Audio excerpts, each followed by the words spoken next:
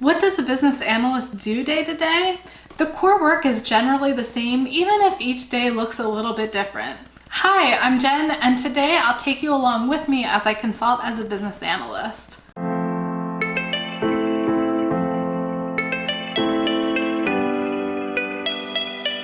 Right now, I'm working with a client that is looking to grow their service-based business.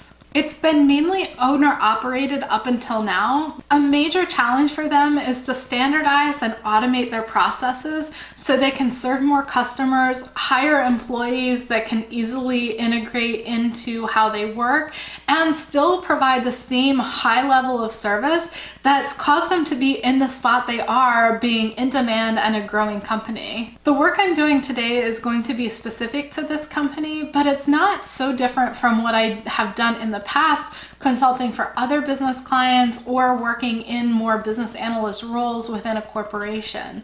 You're really trying to find more efficient ways to do things, to streamline them, to standardize them, and make it easy for other people to understand the concept of what's happening. This day should show you what a business analyst does on a day-to-day basis, regardless of the particular setting that they might be working on. Let's jump into the day. I'm working from home today, which is typical of most of the business analyst work that I do. Being on site with clients can be really beneficial when kicking off a new project or when we get into the implementation phase of the results of all of this analytics work. It's sometimes just easier in person to talk about scope, requirements, and to gain more stakeholder buy-in. This is possible to do without ever being on site, and a lot of the work I do is like that.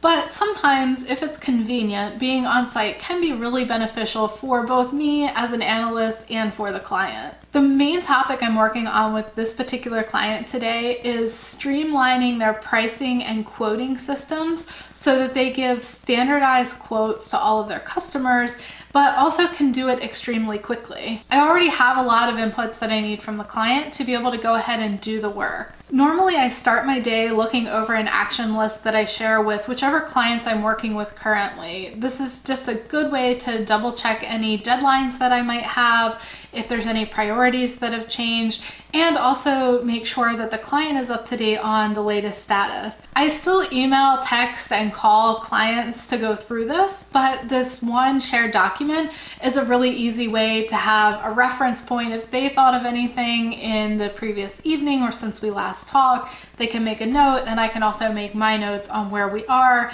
any inputs that I might need from them to keep moving forward with figuring out this pricing structure and their quoting system. My starting point for this work is a 10-page document that the client has that they've used to quote things, and they've just continued to add to it over the entire time they've been in business, which at this point is over 10 years.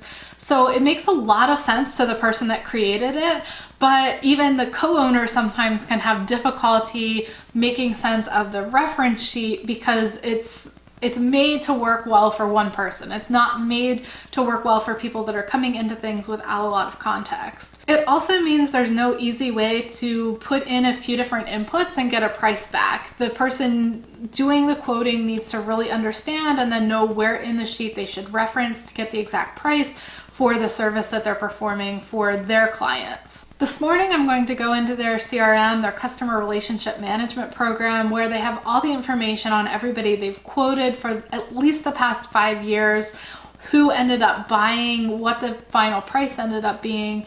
And I want to start to understand where are most of the services that they're offering. They have a 10-page spreadsheet that references pretty much every service that they do offer or have offered in the past. But my suspicion is the majority of their work is coming from about 20% of their services. The 80-20 rule is pretty consistent when it comes to looking at business problems. You generally have this small group that's responsible for the majority of what's happening.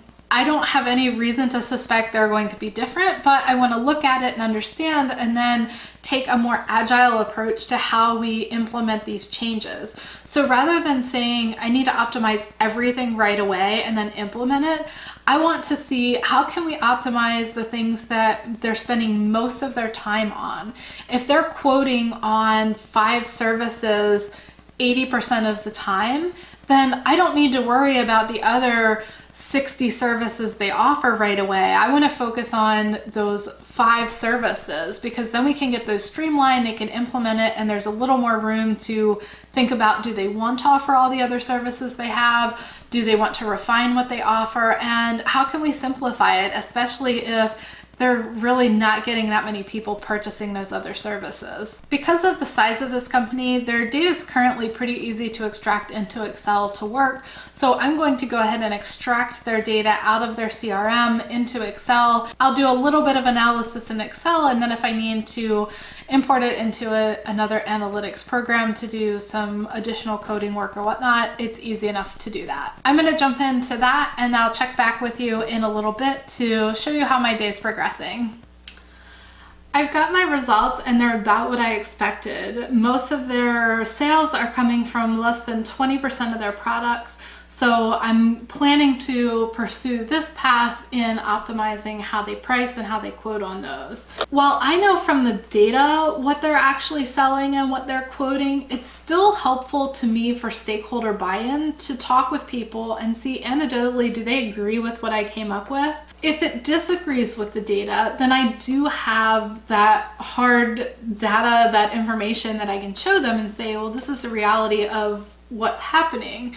But most of the time they generally agree, and it helps validate that the whole purpose of looking at the data is not to tell someone they're wrong. A lot of times it's confirming what people already suspect or know. So I'm gonna hop on a video chat with this client and just run through the results that I've gotten, talk through the items that are driving most of their sales, and I'll also see if they want that to drive most of their sales in the future. They've talked about expanding into different areas, so I want to confirm before we move forward with this that these are areas they still want to sell in, and see if there's anything that they want to upsell on these that I might need to keep in mind, or packages they want to offer that I might need to keep in mind as I'm going through and recommending methods for pricing.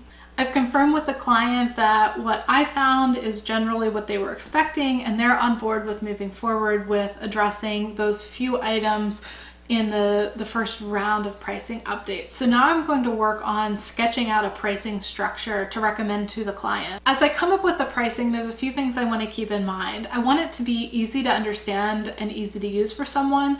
I also want it to be easy to use with a software. Right now it's all done manually, but implementing a software designed to help with quoting can really help them. Right now they're using their CRM, which works okay, but is not really designed to have a flow of asking for different criteria, different inputs about the potential product that they're servicing to be able to really get a good quote out of that system. My general process as a business analyst with this is to start making groups and subgroups and see how I can combine it all together. In this case, they're doing residential cleaning, and I can segment that into a lot of different groups. If we think about cleaning, it can be interior, it can be exterior, it could be roofs or washing houses or decks. So I'll start to move those groups into different segments to make sense out of them and see what groups I can have underneath. I want to end up with a process flow where I can start at the top and, for instance, say, is this residential or commercial? And then depending on that answer, move over to a flow. Once I know it's residential, I can say, do they need their interior or exterior cleaned? Exterior, okay, exterior, is it they just want the roof washed because it's getting algae growth, or do they need their siding cleaned? Or the exterior of the house. Once I know that the house needs washed, what type of facade does it have on it? Is it siding? Is it brick? I can start going into more detail about all of the different aspects that may end up affecting the price, because in some cases certain materials or areas are cheaper or more expensive to clean. I need to know information about the area they're servicing, whether it's residential or commercial. A tiny 1-story, 1,000 square foot house is going to be a lot different than an apartment complex or a church or a gas station that might need the canopy and a lot of oil, gas type spills cleaned off of their concrete surfaces. This process is going to take a while. I'll probably be working on it the rest of the day, maybe even into tomorrow, to come up with an initial sketch of a flow. Again, once I'm finished with that, I'm going to check in with the client. Some clients may want the entire process run end to end and they'll just take the output at the finish. But this is a real mindset shift for this client. So I want to check in and make sure that they understand what I'm doing, why I'm doing it, because it will help them in the future as they look at other areas of their business that they want to streamline, that they want to standardize. So I'll run through the flow I come up with for them and see if, again, if they can confirm that that's a good flow, or they may want to make changes that have been really difficult to make in their current setup when they're pricing everything as an individual item.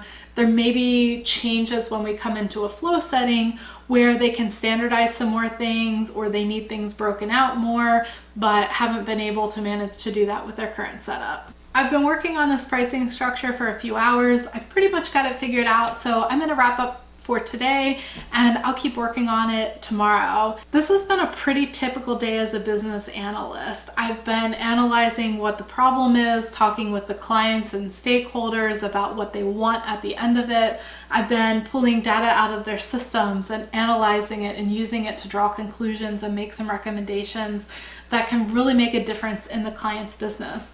One of the things that I really like about doing work as a business analyst is you can often see the amount of relief in a client when you can solve a problem for them.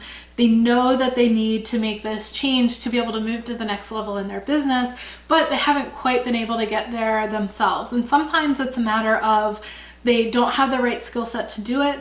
Other times they just don't have the time. If they've been running a business for many years on their own and it's grown and grown, they have a real difficulty to be able to step back out of the business and look at it objectively and say, how can we make this better? How can we do all of the analysis and implement the changes? Because the reality is they run a business that relies on them doing the work for the clients every day. So they haven't had the chance to be able to step back. I really like being able to make that much difference for a client that makes their lives easier, makes them be able to expand their business, and also helps them see how to think about problems or challenges a little bit differently the next time they might run into them. Thank you so much for watching.